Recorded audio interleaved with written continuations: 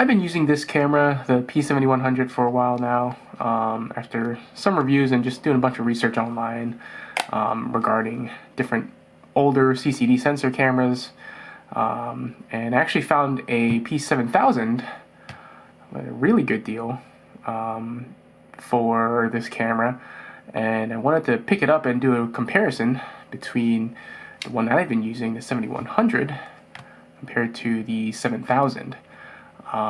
These were released, I believe, somewhere around 2010, and they were released around a year apart. This one is 1 year newer, while the 7100 is 1 year older than the 7100. So, just a quick comparison. These two cameras were sort of positioned in the market position of like the PowerShot G12. So it was made to compete with that kind of camera, but it had some improvements or sort of benefits compared to the G12, but it also had a lot of downsides that some photographers might not be happy about, and we'll go over those in just a bit. Just comparing the two cameras as well as the PowerShot G12, all three have a 1/1.7 10.1 megapixel sensor. And they are all CCD sensors, so you get the CCD magic if you're into that, and I'll get more into the image quality about the sensor in just a bit. The two cameras have a focal length, the lens has a focal length of 6 to 42.6, or about 28 to 200 millimeter in full frame equivalency.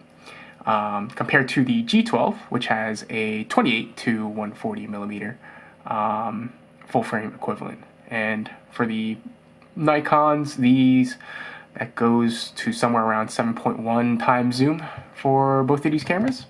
And aperture for both of these at the widest is f2.8, and at the narrowest is 5.6. The G12 also is at the widest 2.8, but it only goes to a narrow width of 4.5 at the longest focal length. So kind of makes sense, a little bit shorter focal length, but lower minimum aperture. So you have that. All three of those cameras, so these two and the G12, shoot max video at 720p at 24 frames per second. The two Nikons here have a 3-inch LCD, while the Canon G12 has a 2.8-inch LCD. And then the Canon's also flips out kind of like on the side. You can twist it, you can get a sort of selfie view on that, versus the 7100, which has a fixed LCD screen, so this one doesn't move, but the 7100 has a sort of tilting screen, so you have a pretty good angle here that you can use sort of for waist level shooting or for overhead shots. I want to compare the two in terms of the sizes and sort of the button layouts and everything like that. Both of these have an optical viewfinder tunnel, and they're about the same. I can't really see any differences between the two. There's no sort of framing lines inside the viewfinder. It's just a tunnel, so not really anything too useful. But you can still use it for framing if you didn't want the screen sort of in your way, or if you didn't want the screen on at the time. We'll go with the sort of comparison between other cameras. I have a bunch of other cameras that I can use to compare it to. First one, if you're trying to think about using this as a pocket camera, I would not do so. This is my Mark 1, pretty beat up Mark 1 Sony RX100. It is significantly smaller. Let me actually use the 7100 as a comparison, because this is a skinnier one. There's a significant height difference as well as a width difference, and then depth, there is a good amount there, but the lens on the RX100 sticks out a bit more when it's completely retracted. Same thing, sort of similar market size of the RX100. The Panasonic ZS 100. This one is shorter and a little bit less wide, just ever so slightly, and the thickness of it is sort of the difference, because this one's a super zoom. This one goes all the way to 250 with a 10 times zoom. You can see this one's a lot thicker just at the lens, but overall a smaller footprint compared to the 7100. And just for the sake of it, this is a GX85. It is about the same in terms of the body sizes.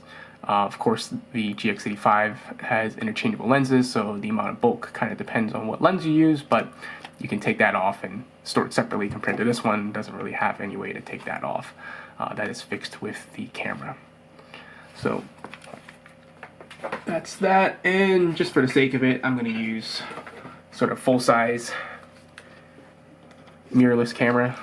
This one's my Z5, and it is quite a bit smaller than the Z5.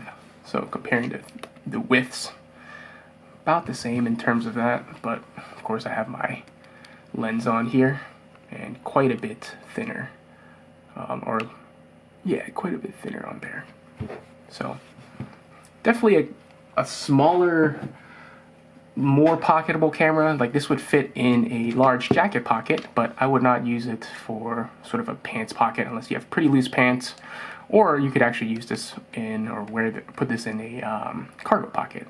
So definitely in terms of size wise, these are chunkier than your point and shoot or your sort of smaller pocketable cameras, but not quite as big as more mirrorless or full-size cameras that you might see in the wild. So, and just comparing the two, I did say that the 7100 is a bit thicker than the 7000, and I think the main reason for that is just for the tilting screen. So you can see, the actual size of the main part of the body is about the same, but the 7000, you can see, doesn't have that lip where the screen sits on the 7100, sorry. And that's kind of your main physical differences in terms of the size. In the pocket, they feel mostly the same. This does feel a little bit lighter, less thick, so partially because of that. You might think that this one would be better in a pocket, but it's still a really chunky camera.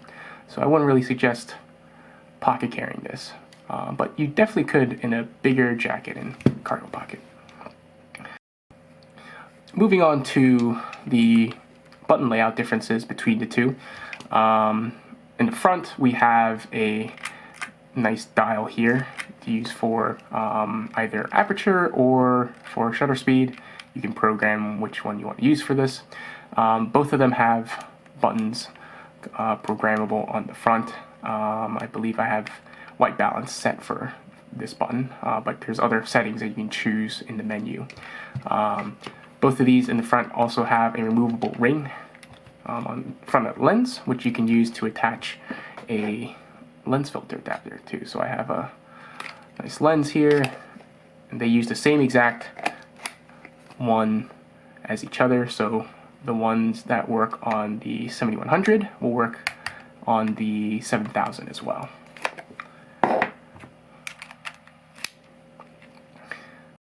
Just a really quick note with the lens filter. Again, like I said, these two use the exact same lens filter, so the threads these are kind of like a snap-in sort of lug design, so they work the same on both the 7100 here and the 7000 right here. You can see that. So when you buy one of these, if you do want one of these, make sure that the filter comes in two pieces or has a way to split this down the middle. And the reason being is when you are opening this to shoot, you can see there is a bit of the image being covered by the actual lens filter itself. And in order to mitigate that, if you are shooting at wider or the widest focal lengths, you can unscrew this and put your lens filter onto that. So now you can get your lens filters on and shoot without the image being covered by the lens filter adapter. And of course, you shouldn't go for zooming on this setting, otherwise your lens will crash into your filter. So when you want to take zoomed in photos, keep this on there.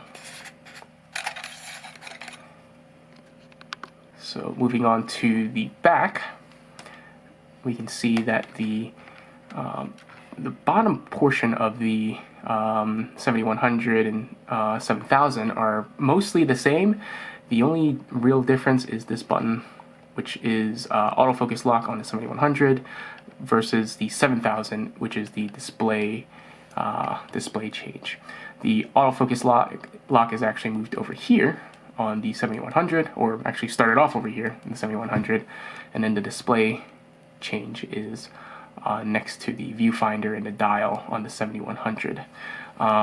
The nice thing about the 7100 is this dial is actually protruded. So you can see it moves, it's slightly protruded from the body, versus the 7100 is very flush. So you get a very small amount of movement here. So you get a little bit, but it's not as easy to turn as your 7100. This feels a lot easier to mess with.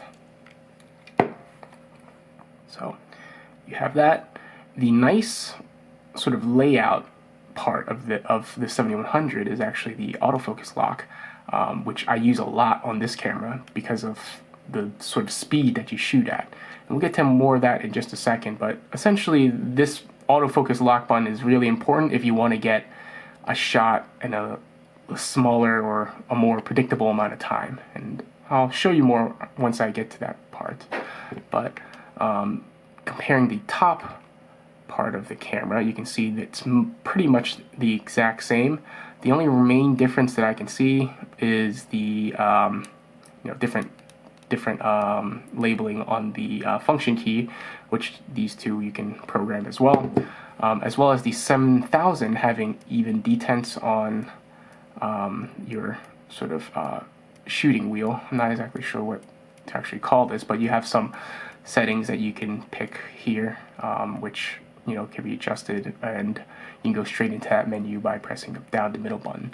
The three on this side are actually kind of evenly detented and grouped together, and when you move over to sort of the My menu, picture control, and the bracketing settings, you have to move a little bit further. So these three are sort of the main settings you need to change anyway, so it prevents you from overshooting, so like when you've kind of reached the end of this group. So this is actually really helpful, since I mainly use these three settings or when I'm doing regular shooting. Picture control, you don't really have to change that often, and My menu is just a customizable menu that you can adjust in the camera. Bracketing, of course, you don't always have to use unless you are trying to get some pretty high dynamic range photos to process in Photoshop or Darktable or whatever. So that's sort of the differences between these two in terms of the button layout. So moving on to the performance of these two cameras. Both of these cameras are very slow cameras. Comparing to the Canon PowerShot G series, these are abysmally slow. They don't shoot quickly. You kind of have to be very intentional with your shooting. But there are some ways to sort of get around that. I'll get to that in just a second, but let's just see how fast both of these start up. I'm going to press them both at the same time. So just about the same. This one actually looks like it went a little bit faster. This one had the sort of a startup screen that you have to wait for before it actually starts up, but overall somewhat the same. In terms of shooting, this 7000 is significantly slower. It feels significantly slower when you're shooting and adjusting settings with it. It lags significantly when you're trying to take a picture. And reason for that is for both of these cameras, they are going to have a shutter release on focus lock. So the only time that you can get like a quick picture is when the focus immediately is able to lock on to whatever you're trying to take a picture with. And that's okay. However, the autofocus is just extremely slow. You can see it takes a significant amount of time trying to focus. This one didn't even focus, but you can still take a picture as soon as it lets you with the indication on the autofocus. But it takes a while. So if I just press this all the way down without doing the half press, it is quite the amount of time. Let me do this without half press. So definitely really slow. On the 7000, it's definitely improved. Autofocus performance is definitely much better. I don't have the click on there, but when I do the press, it does feel a lot snappier compared to this, which you have a significant longer period trying to autofocus compared to the 7100. You see this one, that time it was a little bit slow.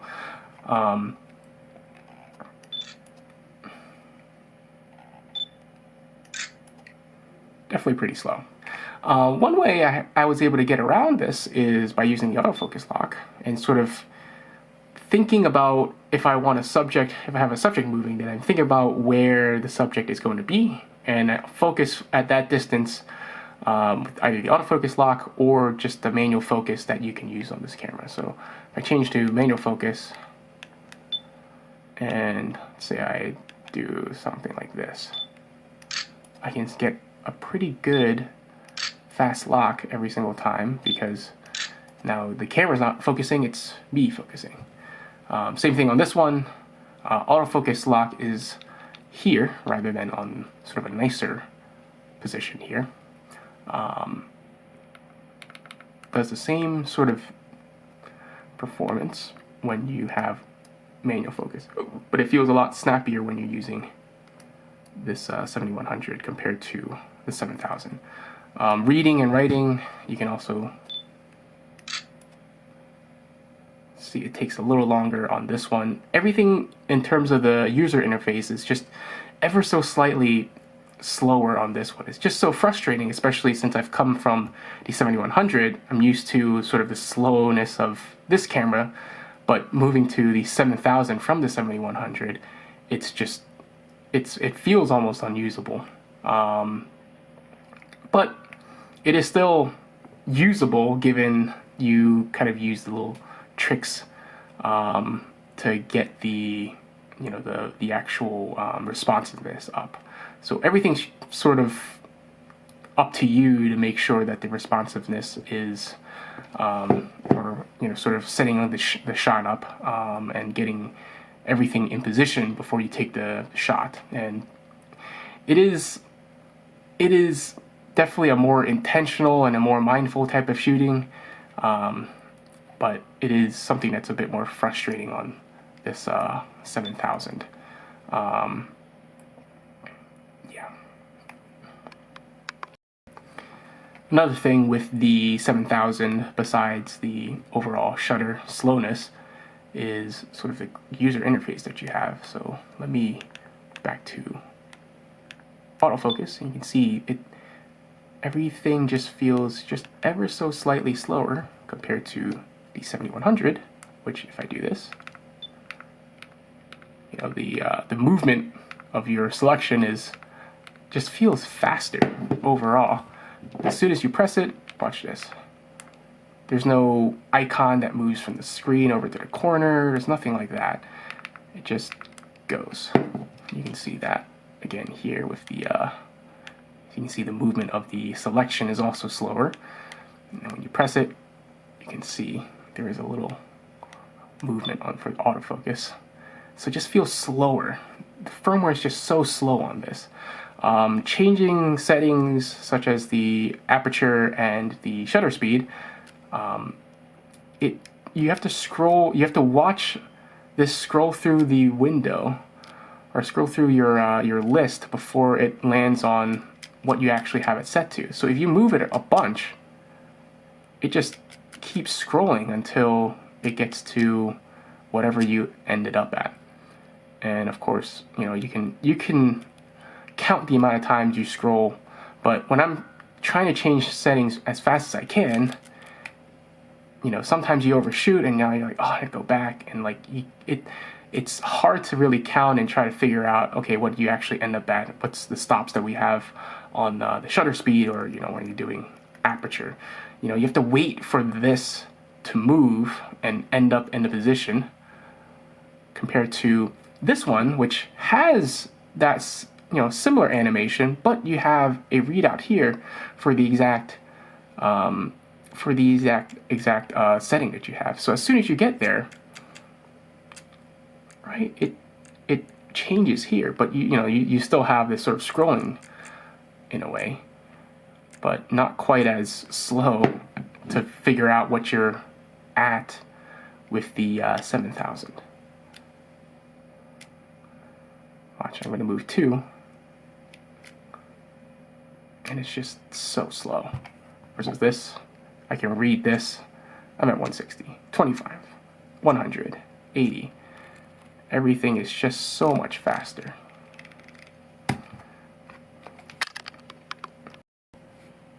So what kind of person would be the perfect type of user for this camera? I think somebody who is currently interested in digicams, is already used to slower cameras and lower pixel counts and sort of lower, lower megapixel cameras, and people who just want to get some manual controls to work with, they would be the perfect ones for these cameras. You know, you have plenty of manual controls. There's dials to play with, different controls and settings that you can work with. You know, all within, you know, a pretty good price tag. I believe this one's somewhere around 150 to 200 market value, and this one's about 200 to 250. Still very low in terms of you know, what digicams and other cameras are sort of going for at this moment. You know, this is kind of a gateway camera for other cameras in the future, and kind of allows you to see what you value in a camera, and helps you informs you on your future camera purchases. You know, you really quickly reach the skill in handling plateau for this camera, and there's not really much you can do besides upgrade. And you know, at that point, you know exactly what kind of thing you're looking for in a camera. And you know, after that, you can still use this as sort of a slower pace camera, something that you can use to you know, slow down and shoot things at a more reasonable, less fast pace. That's kind of what I use this for. I understand its limitations, and it really forces me to be intentional with my camera shooting. And that's kind of sort of the second type of person that would like this camera. You know, like as of right now, well, I shoot a lot of burst and trying to get a bunch of pictures in at once. And you know, sometimes it's nice just to be able to slow down and, you know, frame up a shot, think about it, execute the shot.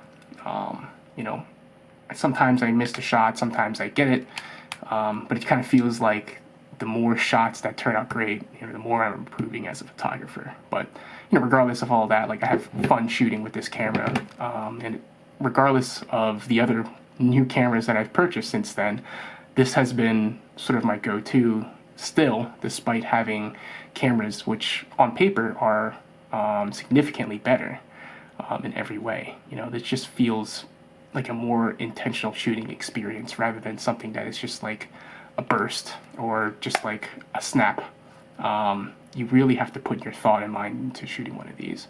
And that's what I really appreciate with these cameras.